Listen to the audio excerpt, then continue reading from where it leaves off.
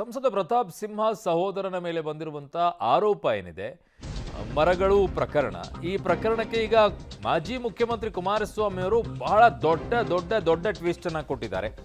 ಅಧಿಕಾರಿಗಳಿಗೆ ಸ್ವತಃ ಮುಖ್ಯಮಂತ್ರಿಗಳೇ ಕರೆ ಮಾಡಿ ಮರ ಕಡಿಯೋಕೆ ಸೂಚಿಸಿದ್ರಂತೆ. ಅಧಿಕಾರಿಗಳಿಗೆ ಕಡಿದ ಮರಗಳನ್ನ ಅಧಿಕಾರಿಗಳು ಆ ಜಾಗದಲ್ಲಿ ತಂದು ಹಾಕಿದ್ದಾರೆ. ಇದು ಮುಖ್ಯಮಂತ್ರಿಗಳ ಮೇಲೇನೆ ಅತ್ಯಂತ ದೊಡ್ಡ ಗಂಭೀರ ಆರೋಪವನ್ನ ಈಗ ಕುಮಾರಸ್ವಾಮಿ ಅವರು ಮಾಡಿದ್ದಾರೆ. ನಿಮಗೆ ಬೇಕಿದ್ರೆ ಸಿಎಂ ಅವರ ಕಾಲ್ ಲಿಸ್ಟ್ ಅನ್ನು ತೆಗೆಸಿ ನೋಡಿ, ಅದರಲ್ಲಿ ಗೊತ್ತಾಗುತ್ತೆ ಅಂತ ಸವಾಲು ಬೇರೆ ಹಾಕಿದ್ದಾರೆ. ಹಾಸನ ಡಿಎಫ್ಒ ನೇಮಕದಲ್ಲಿ ಶಾಸಕರೊಬ್ಬರು ಹಣ ಪಡೆದಿದ್ದಾರೆ ಅಂತಲೂ ಆರೋಪ ಮಾಡಿದ್ದಾರೆ.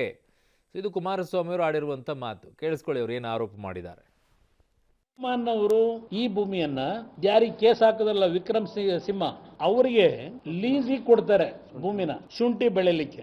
ಆ ಲೀಸ್ ಪೀರಿಯಡ್ ಯಾವಾಗಿಂದ ಪ್ರಾರಂಭ ಆಗುತ್ತೆ? ಜನವರಿ ತಿಂಗಳಿನಿಂದ 24ನೇ ಇಸ್ವಿಯಿಂದ ಪ್ರಾರಂಭ ಅಂತ ಹೇಳಿ ಅಗ್ರಿಮೆಂಟ್ ಮಾಡ್ಕೋತಾರೆ, ಮುಂದಿನ 27ನೇ ಇಸ್ವಿಯವರೆಗೆ. ಇದರ ಮಧ್ಯದಲ್ಲಿ ಈ 4 ಎಕರೆ ಭೂಮಿನಲ್ಲಿ ಈ ಕಾಡು ಜಾತಿಯ ಮರಗಳಿದೆಯಲ್ಲ ಕಟ್ ಮಾಡ್ಕೊಂಡಿದ್ದಾರೆ. ಕಟ್ ಮಾಡಿದವ್ರು ಯಾರು? ಜಯಮ್ಮ ಮತ್ತೆ ರವಿ ಅಂತಕ್ಕಂಥವ್ರು ಕಟ್ ಮಾಡಿರೋದು. ವಿಕ್ರಮ್ ಸಿಂಗ್ ಸಮಸ್ಯೆ ಅಲ್ಲಿ ಅದಕ್ಕೆ ಸಂಬಂಧ ಇಲ್ಲ ವಿಕ್ರಮ್ ಸಿಂಹನ್ಗೆ.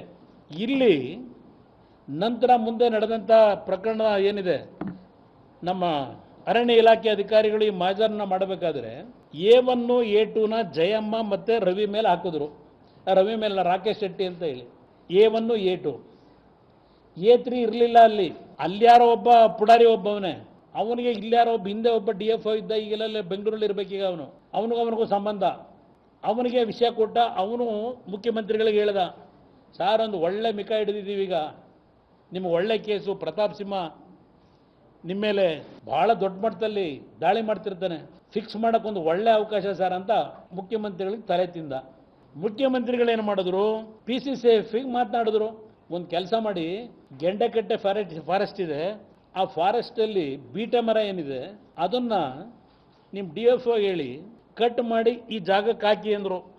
ಡೈರೆಕ್ಷನ್ ಕೊಟ್ಟರು. ಯಾವ ಸಂದರ್ಭದಲ್ಲಿ ಫೋನ್ ಕರೆ ಮಾಡಿದ್ರು, ಏನೇನಾಯಿತು, ಆ ಕಾರಲ್ಲಿ ತೆಗೆದ್ರೆ ಗೊತ್ತಾಗೋಯ್ತದೆ ಯಾವ ಮಟ್ಟಕ್ಕೆ